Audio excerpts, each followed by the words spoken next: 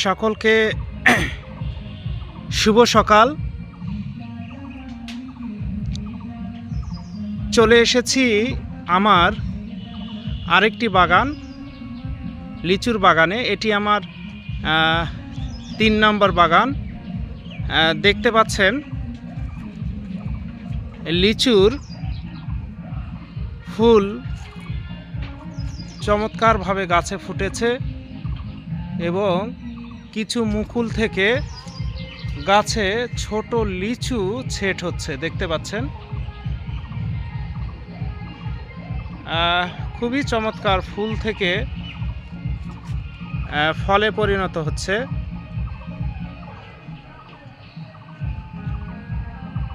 তো এই লিচুর বাগানটি আমার, গাছগুলি বড়, তবে বাগানটি তুলনামূলক ছোট। দেখেন বড় বড় গাছ, সারি সারি গাছ।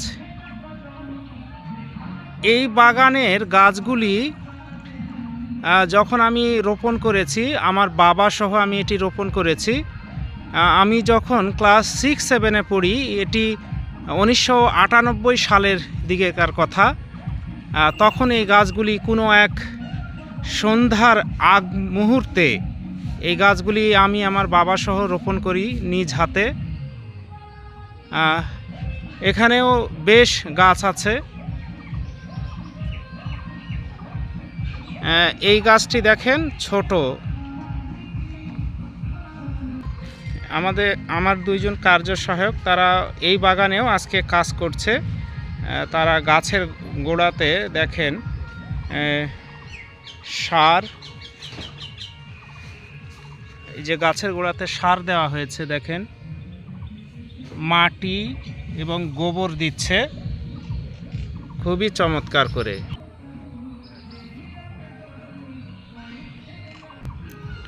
রিং আকারে গোবর সার, রাসায়নিক সার এবং মাটি দেওয়া হচ্ছে।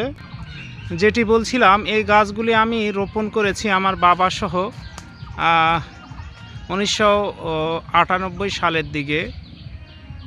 এগুলির বয়স প্রায় 27-28 বছর।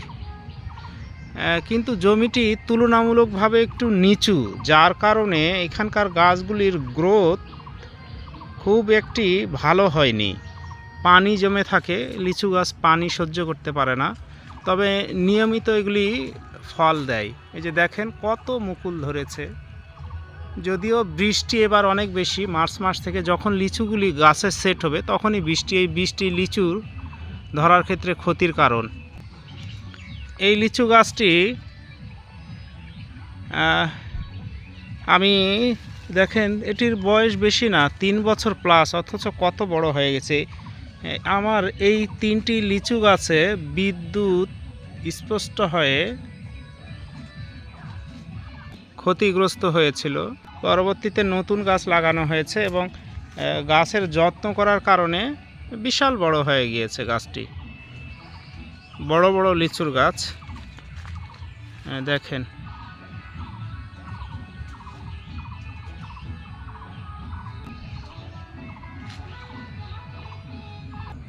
আজকের আবহাওয়াটি খুবই চমৎকার, রৌদ্র উজ্জ্বল, আকাশের চমৎকার রোদ,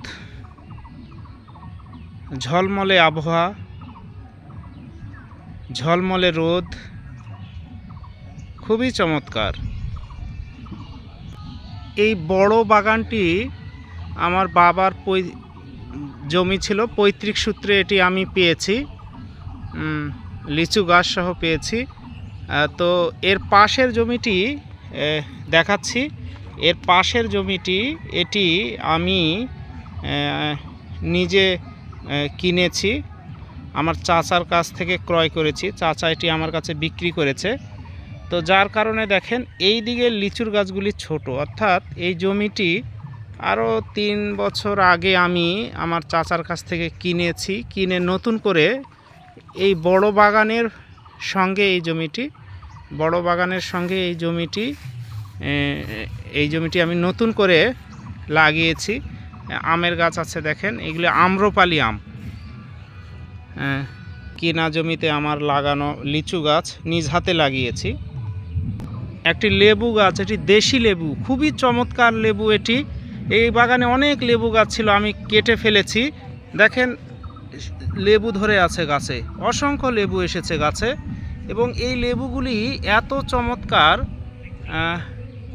আমি যেহেতু চাকরির সুবাদে দিনাজপুর শহরে বসবাস করি, তো আমি মাঝে মাঝে এসে দেখি যে লেবু গাছে লেবু নাই, অর্থাৎ আশেপাশের লোকজন এগুলি আমাকে না বলেই না জানিয়েই এক প্রকার চুরি করে খেয়ে ফেলে, যেহেতু লেবুগুলি খুবই সুস্বাদু। দেখেন লেবু ধরে আছে, থোকায় থোকায় লেবু ধরে আছে।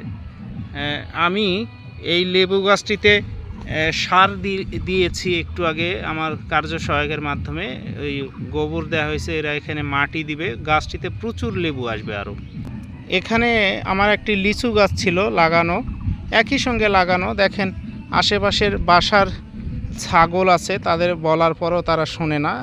ছাগল এই গাছটি খেয়ে ফেলেছে এবং গাছটি মারা গিয়েছে। আমি একটু আগে আমি এটিতে গোবর, মাটি, সার দিয়ে এই মাটিটি আলগা করে রেখে দিলাম। কিছুদিন পর এই সারগুলি যখন চমৎকার করে মাটির সঙ্গে মিশে যাবে, উর্বরতা বাড়াবে, তখন আমি নতুন একটি বড় লিচুর গাছ এখানে নিয়ে এসে লাগিয়ে দিব।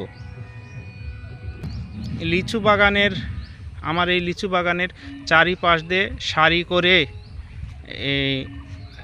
সুপারি গাছ লাগিয়েছি। দেখেন আমার যত 3টা বাগান, মোট এই 3টা বাগানের চারিপাশ দিয়ে আমি এই বাজার থেকে সুপারি কিনেছি, সেগুলির মাধ্যমে গাছ তৈরি করেছি। আমার 3 বাগান মিলে প্রায় 400-500 সুপারির গাছ আছে। কত সুন্দর দেখেন, কোনোটা বড় হয়ে গেছে। পাশেই এই যে নারিকেল গাছ দেখেন, জীর্ণ শীর্ণ নারিকেল গাছ।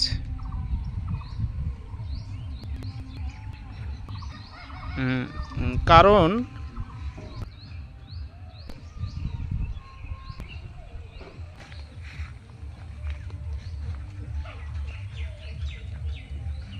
দেখেন তারা গাছের গোড়ায় মাটি দিচ্ছে, 2জন কার্য সহায়ক আমার। এরা গত 3 দিন থেকে আমার 3টা বাগানেই কাজ করছে, মানে প্রত্যেকটি বাগানে একদিন করে তাদের মাধ্যমে আমি কাজ করাচ্ছি। তারা কি চমৎকার করে কাজ করছে দেখেন, যেভাবে বলি সেভাবেই কাজ করে। এবং তারা প্রত্যেকজন একদিন কাজ করার বিনিময়ে মজুরি হিসেবে 500 টাকা করে আমার কাছ থেকে গ্রহণ করে। যেটি বলছিলাম যে এই নারিকেল গাছগুলি অন্য বাগান থেকে এই নারিকেল গাছগুলি আমি আমার এই বাগানে নতুন করে উঠিয়ে নিয়ে এসে লাগিয়েছি। কারণ হলো ওই বাগানটিতে গাছের সংখ্যা বেশি এবং ওই বাগানে এই গাছগুলি থাকলে ভালো ফল দিত না। এটি উঠিয়ে নতুন করে এই বাগানে যে নিয়ে এসেছি, এটি আসলে রিস্ক। গাছগুলি হবে কি না হবে দ্বিধাদ্বন্দ্বে ছিলাম, কিন্তু শেষ পর্যন্ত আল্লাহর রহমতে হয়েছে। তবে দীর্ঘ 3 মাস টানা এটিতে প্রত্যেক সপ্তাহে একদিন করে পানি দিতে হয়েছে, কারণ আমার বাগানটি যিনি দেখাশোনা করে সে এই কাজটি করেছে, বিনিময়ে তাকে আমি টাকা দিয়েছি। আমার বাগানের এই লিচু বাগানের সঙ্গেই যেই লোকটির বাড়ি, যিনি আমার এই বাগান দেখাশোনা করে, তার বাড়িতে যাচ্ছি আমি। তার কুড়ে ঘর, পাশে একটি প্রাইমারি স্কুল, খট্টা সরকারি প্রাথমিক বিদ্যালয়, তার 2টি গরু আছে, সে আমার জমি জমাও দেখাশোনা করে। তার বাড়িতে প্রবেশ করছি, এটি তার কুড়ে ঘর, এটি তার রাজপ্রাসাদ। আমার বাগান দেখাশোনা করে কবিরাজ মুর্মু আর তার ওয়াইফ। হ্যাঁ, আমরা একটু ছোট্ট সাক্ষাৎকার নিব। আমার বাগান যিনি দেখাশোনা করে কবিরাজ মুর্মুর ওয়াইফ। কি নাম আপনার? সুরুজমণি তার নাম। দেখেন তারা এই যে সকালে নাস্তার জন্য প্রস্তুত হচ্ছে। এই যে তার বাড়ি, এটি তার রাজপ্রাসাদ, এখানে থাকে। কত সুন্দর বাড়ি দেখেন, মাটির বাড়ি। তো তারা নাস্তা করুক, আমরা তাদের আর ডিস্টার্ব না করি। তার বাসায় একটি সরকারি সহযোগিতায় একটি প্রজেক্ট থেকে তাকে একটি গভীর নলকূপ দেওয়া হয়েছে। দেখেন, এই নলকূপের পানি আমার বাগানে এখান থেকে এই পাইপের মাধ্যমে যায়। আমার এই বাগানের একটি লিচু গাছ দেখেন, একদম মাটির সঙ্গে ডালপালা লেগে গেছে, প্রচুর মুকুল এসেছে। দেখেন, একদম মাটির সঙ্গে। সৃষ্টিকর্তা কত চমৎকার করে গাছটি প্রকৃতির কাছে উপহার দিয়েছে। দেখেন, গাছে একটা পরগাছা উঠে গাছটির ক্ষতি করছে, আমি এটাকে সরিয়ে দিচ্ছি। দেখেন, এটি একটি আমার বাগানে বড়ইয়ের গাছ কেটে ফেলা হয়েছে। আমার যে 3টি বাগান আছে, 3টি বাগানেই আমার বড়ইয়ের, লিচু এবং আমের গাছের গ্যাপে গ্যাপে, ফাঁকায় ফাঁকায় বড়ইয়ের গাছ লাগানো ছিল। অর্থাৎ আমার 3টা বড়ইয়ের বাগান ছিল। এগুলির জাত ছিল বল সুন্দরী, কাশ্মীরি আপেল কুল সহ আরেকটি জাত ছিল, এই মুহূর্তে মনে পড়ছে না। তো এগুলি প্রচুর ফলন দিত এবং এখান থেকে আমি অনেক বড়ই সেল করেছি এবং গাছগুলি লিজ দিয়েছিলাম। কিন্তু এখন আম লিচুর গাছ বড় হওয়ার কারণে এগুলি আলো বাতাসের স্বল্পতা হয়েছিল, যার কারণে এগুলি রাখা যাচ্ছিল না এবং আম লিচু গাছের ক্ষতি হচ্ছিল, যার কারণে এই গাছগুলি সব আমি কেটে ফেলেছি। তো এখন আর বড়ই নাই, একটি বড়ই গাছও রাখিনি, কারণ সবই একসঙ্গে পাওয়া যাবে না। যদি বড়ই নেই তাহলে আম লিচুর ক্ষতি হবে। এই কারণে এগুলি যখন গাছ ছোট ছিল তখন গ্যাপে গ্যাপে লাগিয়েছিলাম, এখন সেগুলি কেটে ফেলে দিয়েছি। এই পাশে একটা লেবুর গাছ আছে।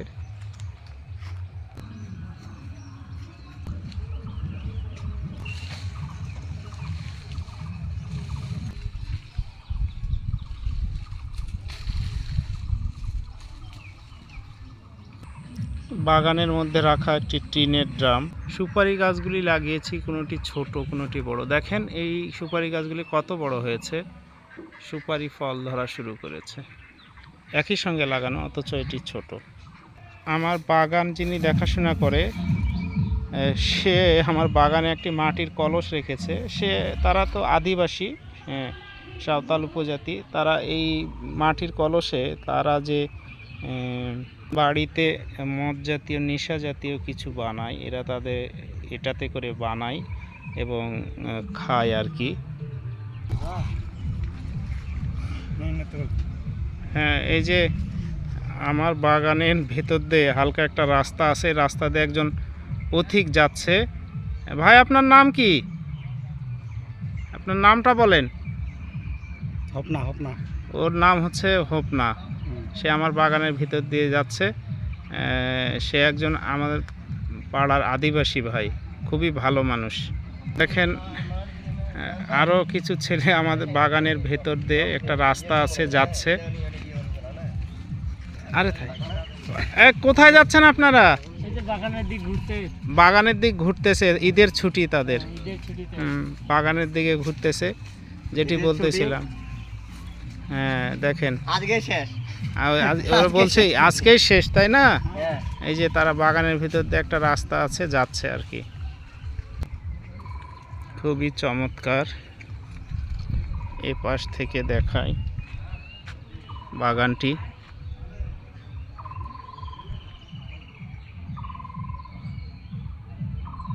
সারি সারি গাছ যত্ন করে লাগিয়েছি। এ পাশে একটু দেখাই।